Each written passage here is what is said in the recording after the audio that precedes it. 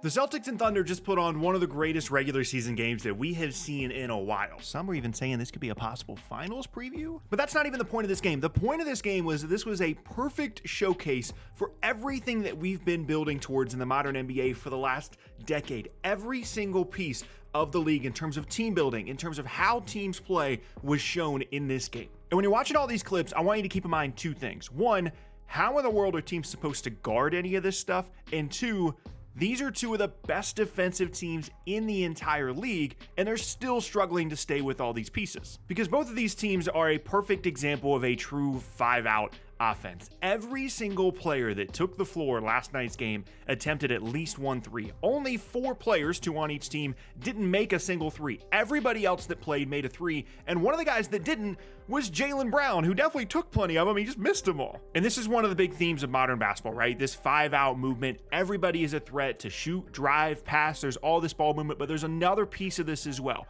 Everybody is also a threat to screen. And OKC utilizes that last piece more than Boston does, but all of those things combined, the spacing, the decision making, everyone being a threat to do everything at all times, makes it basically impossible to defend. And really the only thing you can do is prioritize different shooters when you give help. Make sure you're helping off the correct guys, rotating to the correct players, so that even though at some point someone's going to get an open three, ideally it's the guy that shoots the worst from three. That's literally all you can do, because you have to give some help. Otherwise you're just going to give up layups all day because you can't guard anybody or risk a foul. They're going to get to the rim or they're going to score. So you just have to help off of the correct guy. And for the most part, both these teams do a really good job of that. It's just so difficult. But the other difference here is these are two teams that are uniquely suited to this style of play. They have specifically built their rosters with this style of play in mind, whether it be through trades, free agency, the draft, whatever the case may be. You can't just be I'm going to guard a little bit and shoot a little bit guy on these teams. You have to be able to have some kind of creation. You have to be able to attack some kind of a closeout. You can't just be a stationary guy. And even if you're someone like Sam Hauser that is definitely just a shooter, he is just out there to shoot, he's still going to move. He's still going to move around on the floor and be a threat. Every single player on the floor having to be accounted for is the foundational part of both of these offenses. And it's why, arguably, they're the two futures of their conferences. And of course, it isn't enough to just have everybody be a threat. You need those elite players, right? Every great team has those elite players. And SGA right now might honestly be the front runner for the MVP award. It seems hyperbolic because there's so many players around the league that are having awesome seasons. But in this game, he's got, just 36-7, great efficiency, 0 turnovers. And on the season, this is probably the craziest stat of the entire season for me right now. SGA is shooting almost 60% on twos. Now that might not seem like that crazy. There are a few other guards that are shooting close to that number. SGA is 3rd in the league, not 3rd amongst guards, not 3rd amongst guys that are his size, 3rd in the entire league in twos attempted per game. He takes 17 twos a game and shoots 60% on them. A good amount of them are tough mid-range jumpers as well. There are guards around the league like Tyrese Haliburton that shoot nearly 60% on twos. There are other players around the league that shoot more twos than SGA does, more specifically guys like Joel Embiid, Giannis. But there is not a single other guard, there is not one other player in the entire league that is SGA size, that has as much volume and is as efficient from 2-point range. And that makes him stand out amongst every other player in the league. There are so many times where he just makes things look so easy. As soon as he gets his shoulder in front of you, he's so strong and he's got such great understanding of angles and leverage. He's going to get to the rim, and he's got all these different scoop shots and all these different kinds of finishes at the rim that it honestly makes it look so easy for him. And the scary thing is he can get even better. Lately, the 3-point shot has been improving for him. He's working in some of these like step back threes on the perimeter. If he starts making those, there will be absolutely nothing you can do with this guy. He can post you up. He can get to the mid-range. He's got great elevation on his jump shot. He's a fantastic finisher. He's an awesome 2-point shooter. If he figures out the 3-point stuff as well, you might as well just go, don't even try and guard him. Just start running back. And honestly, in this game, OKC ends up winning. He was the difference. As great as Boston is, they don't have a perimeter creator like this. And when you look at the numbers, Tatum does still put up assists and points, and at times he can be a really good creator for them.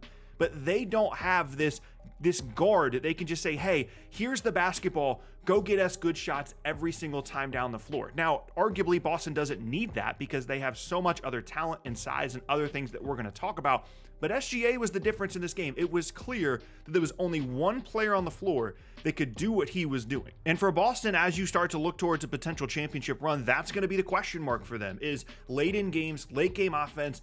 Is Jason Tatum going to be that kind of player that can create buckets for you, that can get you good looks? Because not only is SGA going to score, but even if you don't score, he's going to get you a good look at the rim, whether it be for someone else or himself. And then we're going to talk about Boston in a second here, I promise, but I also have to just talk about Chet for a second, because this makes absolutely no sense. You are not supposed to be able to show up to the league as a rookie with 0 games played. I know he was hurt last year, but 0 games played. Just show up to the NBA, regardless of how highly you were drafted, and not only put up good numbers, not only have a really nice start to the season, but be as impactful as Chet Holmgren is on a possession-by-possession basis. We see rookies every single year that show up, they average 20 a game, they average 15 a game, and their teams are terrible. Chet obviously is in a fantastic situation. There's so much talent in OKC, but he had to immediately step in to a role that was critical for them and has just been unbelievably impactful in driving winning basketball. He had a slow first half in this game. He didn't make any threes. He had a couple of nice defensive plays, but for the most part was just kind of chilling. Second half, makes 3 threes, including a couple of big ones down the stretch, finishes the game with 7 assists, 4 blocks, and is just everywhere. He's guarding Kristaps Porzingis. He's helping on defense. He doesn't foul ever. He had 1 foul at the end of the game. I can't say enough about how unbelievable it is that Chet is able to just show up and contribute to winning the way that he has. And it's not like he's just standing in the corner shooting threes. He's very involved offensively. He's running a lot of their screens. There's a lot of dribble handoff stuff. He likes to break out some of those individual one-on-one moves at times against some of the other bigs. He's an incredibly difficult matchup, and he's playing tough as well. Everybody wants to talk about how skinny he was. He's a presence at the rim as well. And honestly, I find myself watching Oklahoma City basically every single night that they play. But we do have to talk about Boston, right? Because if you're thinking about these two teams as truly contenders in their conference, which I am, the Celtics do have multiple advantages over OKC. They have more size. Generally speaking, they're better defensively, and they're just more experienced. Like, the guys that they have on their team have made conference finals runs. I mean, Jaylen Brown and Jason Tatum have both been in a ton of playoff games, right? Drew Holiday, same thing. And although the Thunder have done literally everything they can this season to justify themselves as true contenders in terms of their record, in terms of all the advanced numbers, in terms of the teams that they have beaten, right now in a playoff series, Boston has more easy answers. Like, yes, OKC has SGA and they have all of this spacing and creation, and they're incredibly difficult to guard.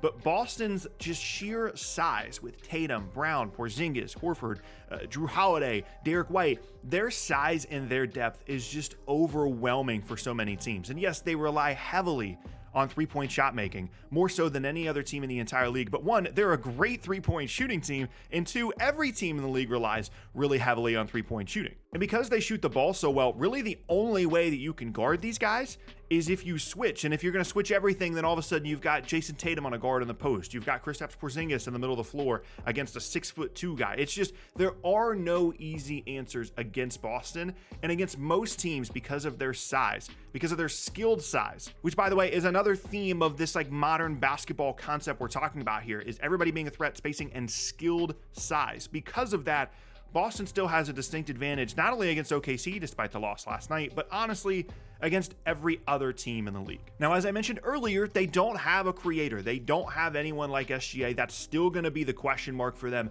throughout the entirety of what should probably be a deep postseason run. But I'm going to be honest, I don't think anybody in the league right now is playing as well as SGA is. And this was just a super interesting display of modern basketball. All of the themes, all of the pillars, the foundational elements of what basketball has been moving towards for the last decade. We went from a ton of shooting to small ball to guys playing a little bit bigger to skilled size to everybody being a threat to shoot, drive, pass, and screen. All of those things were on display on every single possession in this game, and it was awesome.